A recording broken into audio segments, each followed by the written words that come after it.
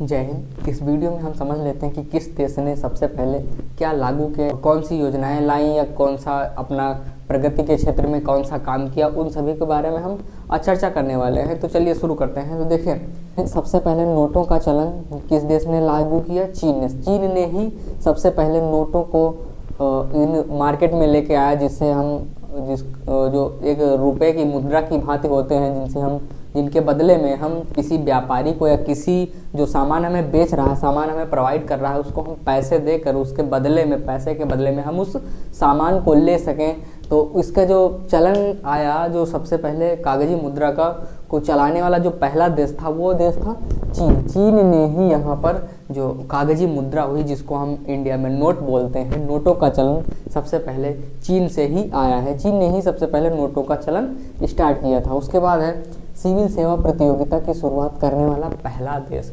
चीन ही है। हमारी आईएएस की परीक्षाएं होती हैं, ए ग्रुप की जो परीक्षाएं होती हैं, इनकी तैयारी कराने वाला सबसे पहला देश या इस योजना को लागू करने वाला सबसे पहला देश चीन ही था। चीन ने ही सिविल सर्विस प्रतियोगिता की शुरुआत की थी, उसी से ही लिया गया है यहाँ पर। उसके बाद है पुस्तक मुद्रित करने वाला देश सबसे पहला कौन सा था? देखिए, यहाँ पर जो हम बुकें पढ़ते हैं, जो बुकों में हमें जानकारी दी गई रहती है और उसमें जो कहानियाँ लिखी रहती हैं या किसी भी चीज़ के बारे में डिस्कशन रहता है, सभी का संपूर्ण डिस्कशन रहता है, तो वो डिस्कशन हमें सबसे पहले चीन ने ही दिया था, क्योंकि सबसे पहले पुस्तकों को मुद्रित किया था। वहाँ पर चीन ने ही सबसे पहले इन पुस्तकों को छापा था। मुद्रित करने वाला देश, मुद्रित का मतलब होता है कि यहाँ पर छापना, जैसे ये होते हैं मुद्रक, प्रेस मुद्रक ऐसे होते हैं ना, तो ये जो पुस्तकों को मुद्रित करने वाला जो सबसे पहला देश था वो चीन ही था। चीन ने ही पुस्तकों को मुद्रित करना स्टार्ट किया था, वहाँ पर उसने छापना स्टार्ट किया था। इसके बाद था आधुनिक ओलंपिक खेलों का आयोजन करने वाला पहला देश कौन सा था? आधुनिक खेलों का आयोजन, जो खेल होते हैं, ओलंपिक खेल होते हैं, इन सभी खेलों का आयोजन करने वाला सबसे पहला देश यूनान था। यूनान ने ही इन ओलंपिक खेलों का आयोजन करने को स्टार्ट किया। इसके बाद कृत्रिम उपग्रह को अंतरिक्ष में प्रेक्षण करने वाला पहला देश, ये पहला देश रूस था। कृत्रिम उपग्रह, जैसे ये जो यान भेजे नहीं जाते हैं, सैटेलाइट जो अंतरिक्ष में भेजे जाते हैं, तो इनका जो प्रक्षेपण, उनको पहुंचाने का सबसे पहले जो काम किया था वो रूस ने ही किया था। रूस ने ही सबसे पहले स्टार्टिंग की थी। जो जितने भी अंतरिक्ष यान जाते हैं, तो वहाँ पर सबसे पहले भेजा जाने वाला अंतरिक्ष यान जो रूस ने भेजा था।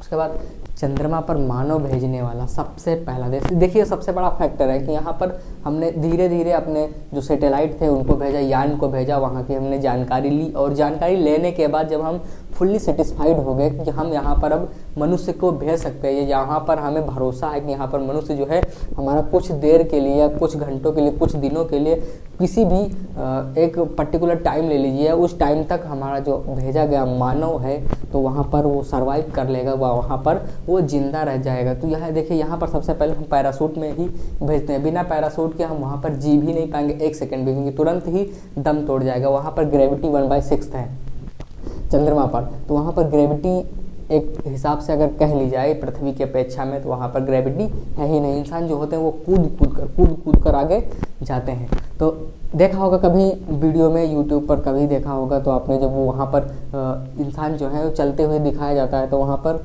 ऐसे कूद के चलते हैं, कूद कर आगे बढ़ते हैं। तो यहाँ पर जो सबसे पहले देश भेजा था वो संयुक्त राज्य अमेरिका ने भेजा था।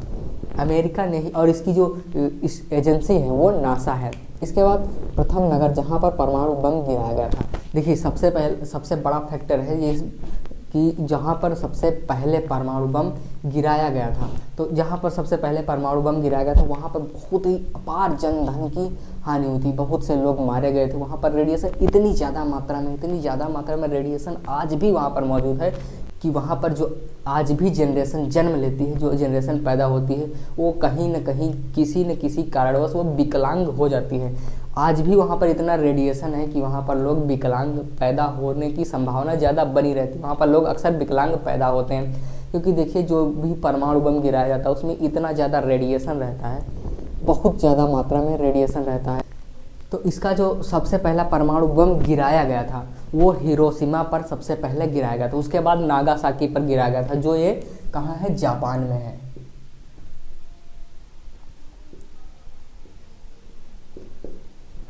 सबसे पहला परमाणु बम हिरोशिमा पर गिराया गया, उसके बाद नागासाकी पर। हिरोशिमा और नागासाकी जापान के अंदर ही आते हैं। संविधान बनाने वाला पहला देश, देखिए हमारा जो संविधान भी बनाया गया है ये किसी न किसी देश के संविधान के अकॉर्डिंग ही रखा गया है। तो हमारा जो संविधान रखा गया है ये अमेरिका के संविधान के अकॉर्डिंग रखा गया। यहाँ से ही कुछ फैक्टर जो थे उनको उठाया गया था और अपने इस संविधान में रखा गया था। तो सबसे पहले संविधान बनाने वाला देश भी संयुक्त राज्य अमेरिका ही है। अमेरिका ही संविधान को सबसे पहले इन्वेंट किया था, उसने ही संविधान सबसे पहले बनाया था। इसके बाद है मंगल पर उतरने वाला सबसे पहला अंतरिक्ष यान। जो मंगल ग्रह पर उतारा गया सबसे पहले अंतरिक्ष यान था वो वाइकिंग 1 था, उसका नाम वाइकिंग 1 था, जिसे नासा ने अपने सैटेलाइट स्पेस से उसको भेजा था। कहाँ? मंगल पर।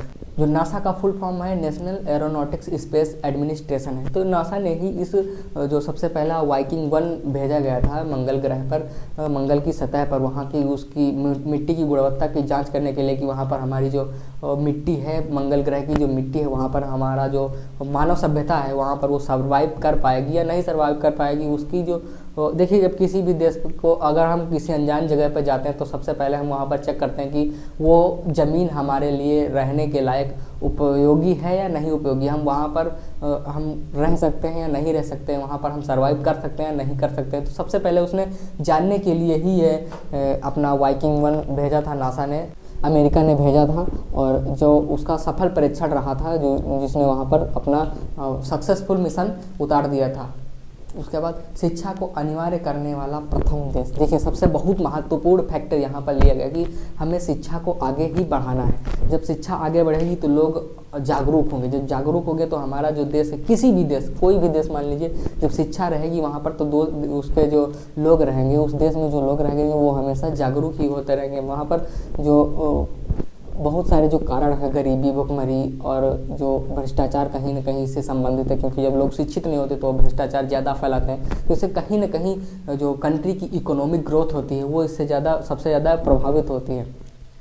तो सबसे पहले शिक्षा को अनिवार्य करने वाला देश जो था वो मिस्र ने था। ये सबसे बहुत ही महत्वपूर्ण, बहुत बेहतरीन काम किया था मिस्र की सभ्यता। ये देखिए जो मिस्र की सभ्यता थी सबसे ज़्यादा अपने ज़माने की एक सबसे अच्छी सभ्यता थी, ये सबसे आधुनिक सभ्यता थी। सबसे पहले शिक्षा को अनिवार्य इसी मिस्र ने ही किया था कि इसने कहा था कि भाई शिक्षा सबसे ज़्यादा ज़रूरी है, हम शिक्षा को सबसे ज़्यादा बढ़ावा दें। इसके बाद सभी देशों में यह योजना लागू की गई थी, इसको सभी देशों में अनिवार्य किया गया था।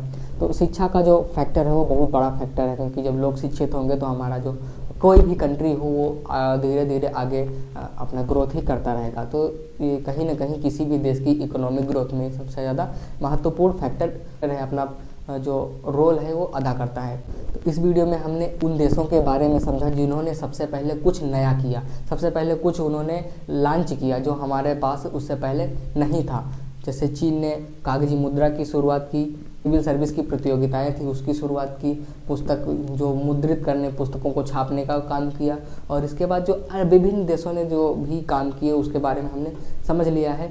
आई होप इस वीडियो में दी गई जानकारी आपको समझ में। इसी के साथ मिलते हैं नेक्स्ट वीडियो में, तब तक के लिए जय हिंद।